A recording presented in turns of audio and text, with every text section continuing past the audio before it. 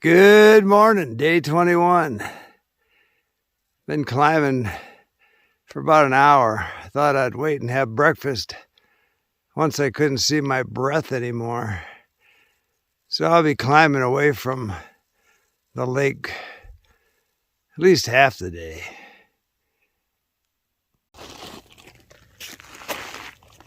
So a chilly night. The sky looks promising.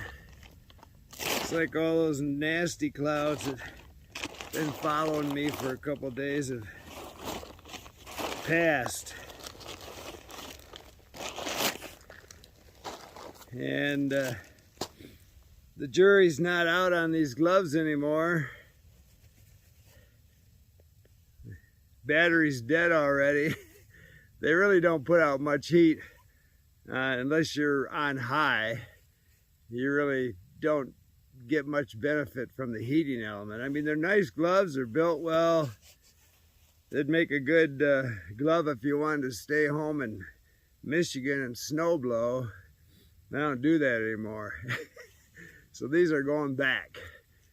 I don't mind spending 5 ounces in my pack to add a layer of comfort, but if you don't add a layer of comfort, you go.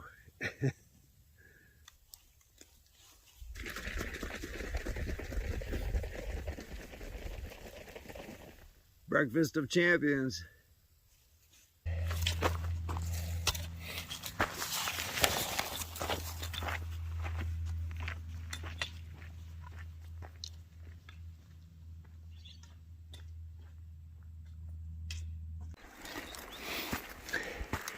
And the snow on the trail again.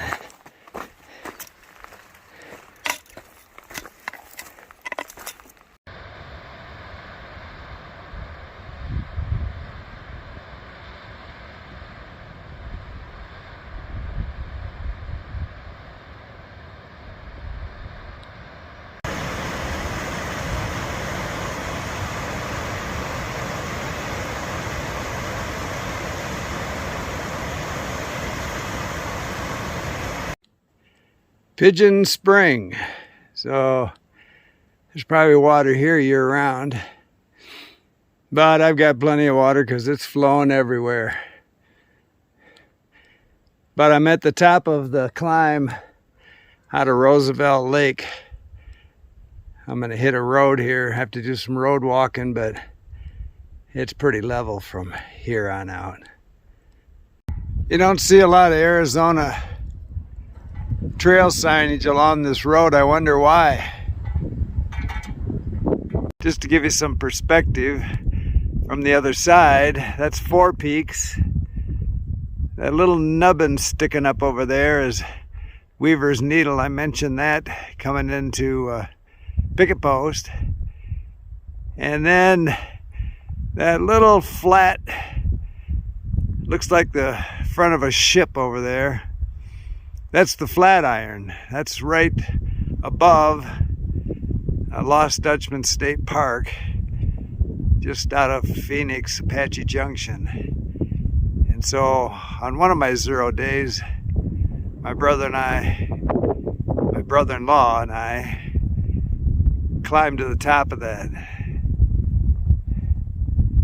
So I did a quick review on these boots when I first bought them, and Ultra, Lone Peak, Mid, all weather. So now I've got about 250 miles on them, and the first 100 miles the jury was still out because I did get hot spots. I got hot spots just back of my big toe and on my heels. I never had that with Ultras before.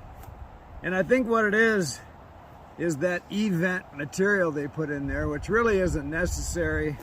I mean, I've walked through 36 hours of rain, snow. You know, they do kind of keep your feet dry, but after a while your feet are going to be wet no matter what you do. So you don't need that material in there. the other thing that, you know, I was buying 3.5s, and this toe piece here, hard to see on this boot because it's a little muddy, look like spats. Anyway, that always dropped on my 3.5s, and I would JB weld it and it would be good. They should have JB welded it from the factory, and this one doesn't seem to be falling. We'll see what happens with that, but this got, like I say, 250 miles on that boot. And again, every time I tie these boots, I thank them for putting those hooks in there instead of eyelets. I'll never buy a pair of boots with eyelets again. And really, I don't know why, you know, if Ultra people are listening out there, I guess it's North Face now, I'm not sure, but you know, you should have stopped at 3.5s. They were the perfect boot. Then they went to 4s, and that's the other thing I worried about this. My 4s had kind of a plastic material in here, and sometimes it only takes 20 miles for that to start splitting.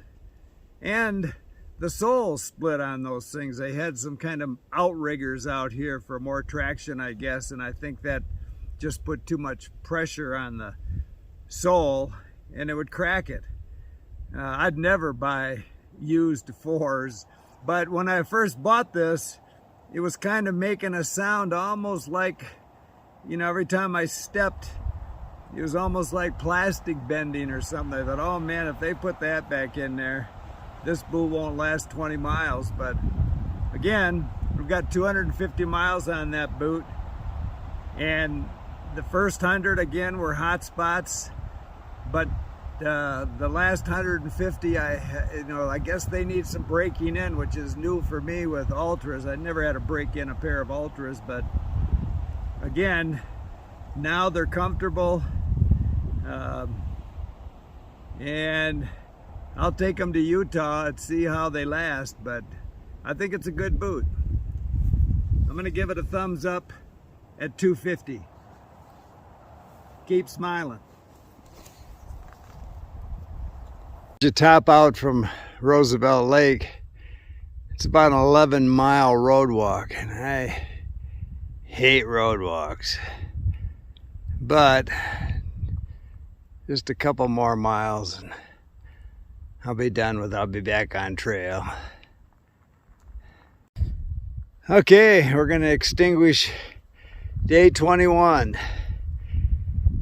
I just have to make my tent last one more night. I put my ground cloth on the end that's ripped, and I think hopefully that'll hold, but we've got some rain coming in, so it's just gonna hit the tent and spill right onto my inner tent, I think.